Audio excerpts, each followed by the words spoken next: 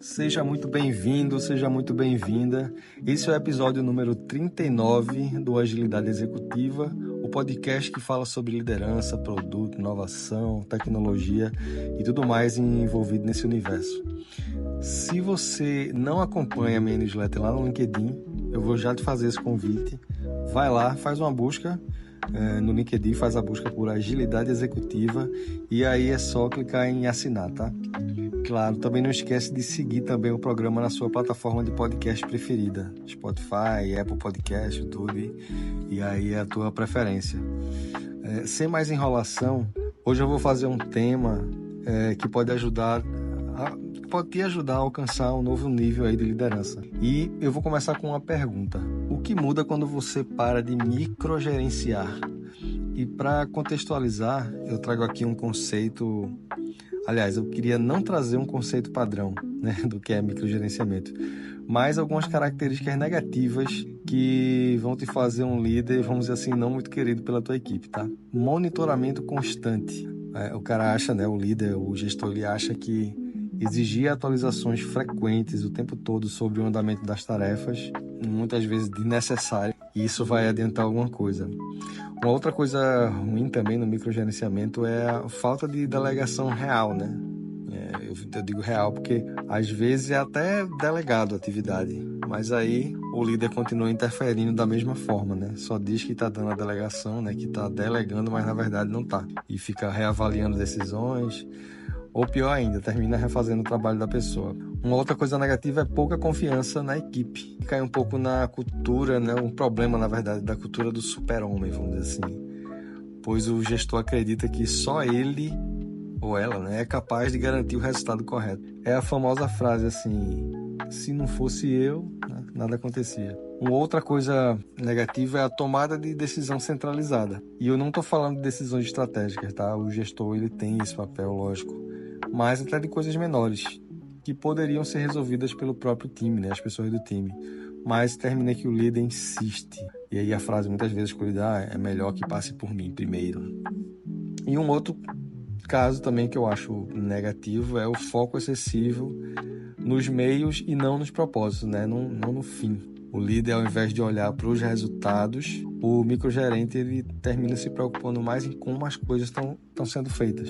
Mas beleza, esses são alguns pontos negativos. O que eu queria trazer para esse bate-papo, na verdade, é que tem uma hora nessa trajetória de liderança em que a gente percebe que microgerenciar não é só ineficiente. Microgerenciar é um desperdício de talento. E eu falo isso por experiência própria, tá? Meu passado me condena. É isso mesmo, eu já cometi esse erro também, tá? E no passado eu achava que eu era o ponto central, sabe? Eu é que tinha o poder de decidir a evolução das coisas certas, tá? Eu acreditava que eu poderia ser o centro de tudo.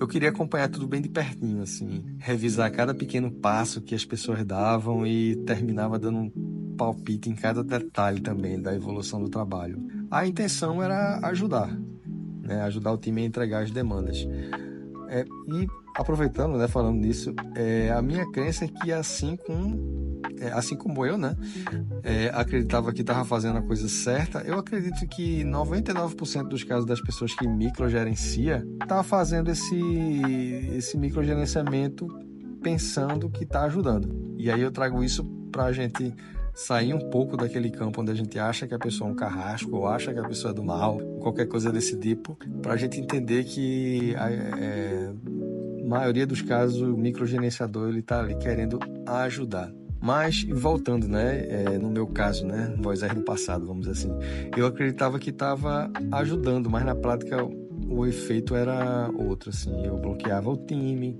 sufocava o processo e no final das contas gerava dependência das pessoas. Com o tempo, eu fui aprendendo que o oposto de microgerenciar não é ingerência, vamos dizer assim, nem é abrir mão de ser responsável, sabe? É outra coisa, é oferecer contexto, clareza e espaço também para a pessoa agir. Quando você para de controlar cada passo dos membros de um time, uma mágica começa a acontecer. Primeiro, as pessoas começam a pensar por conta própria. E aí você vai me perguntar, mas as pessoas por acaso param de usar o cérebro só porque existe um líder microgerenciador, né? Um líder microgerenciador E aí eu vou te responder que sim, cara. Não é que as pessoas passaram a ser menos inteligentes. Não é isso. Mas é que, para não perder tempo com retrabalho, termina que elas ficam inertes, aguardando ali as instruções, né, para qualquer coisa que for realizar. Um segundo ponto é começar a tomar decisões melhores que as suas. As pessoas que você dá autonomia, vai acontecer isso. Elas vão tomar melhores decisões que você. E esse ponto... você pode ou achar que isso é uma ameaça, achando que a pessoa, no final das contas, pode tomar o seu lugar, vamos dizer assim, né? Ou você vai ter uma percepção inteligente que, a partir da sua liderança, o time está entregando muito mais valor.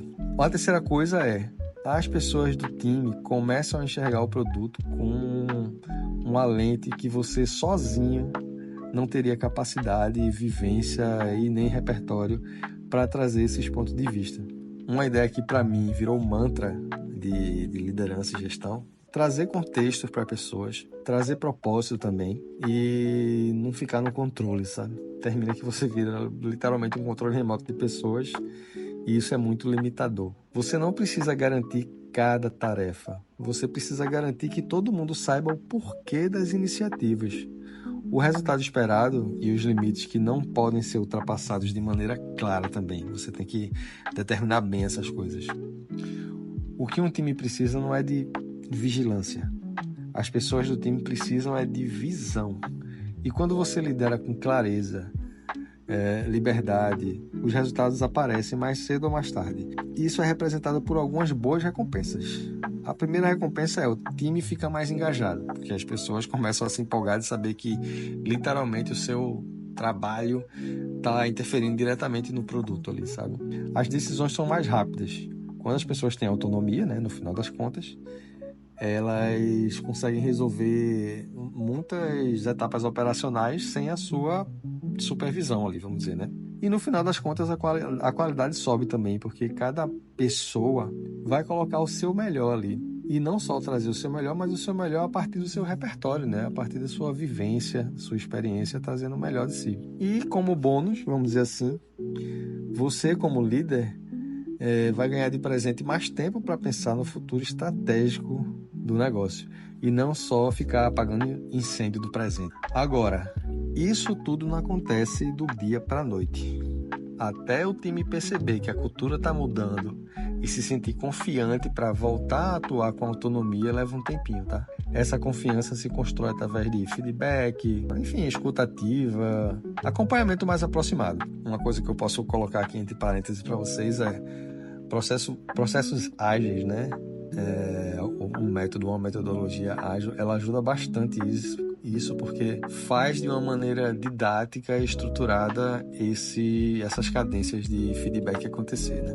E como eu estava falando, né, não é do dia para a noite que isso acontece e sim, vai dar errado muitas vezes, né? Você dá essa autonomia, vai acontecer muitos problemas. Mas a pergunta que eu faço é, e já não dá problema do mesmo jeito quando você fica microgerenciando? Se não desse nenhum problema, você não estaria tão preocupado em microgerenciar cada passo, né? Então, os problemas acontecem de um jeito ou de outro. Então, que tal deixar que os problemas aconteçam, mas também colher bons resultados? Então, pensa nisso. Eu faço esse convite. O pior de tudo mesmo é ter um time que só faz o que você manda. Isso é péssimo, cara. Esse time ele nunca vai te surpreender, sabe? Nunca vai inovar. Nunca vai construir algo com um propósito assim mais inovador. Então, da próxima vez que tiver aquela vontadezinha de controlar tudo, respira fundo, tá? Respira. Ao invés disso, oferece contexto, repetindo, né? Que isso é importante. Oferece contexto e resgata o propósito daquilo que você vai fazer aquela pessoa executar, tá? E essa liderança madura aparece quando você entende que não precisa estar no centro de tudo. Você só precisa garantir que o time tenha tudo para andar com autonomia. Confia, cara. É isso. Esse foi o episódio número 39 do podcast Agilidade Executiva. Se essa conversa fez sentido para você, compartilhe aí com alguém que esteja liderando times de produto ou qualquer outro tipo de liderança, repensando na forma de liderar. Assina também a minha newsletter lá no LinkedIn, sempre tem conteúdo sobre liderança pragmática, produto, cultura, enfim, decisão, liderança. E, claro, segue também o programa na tua plataforma de podcast favorita, tá? Eu sempre distribuo na maioria das plataformas mais populares, tá bom? É isso e a gente se encontra no próximo episódio. Valeu, gente. Tchau.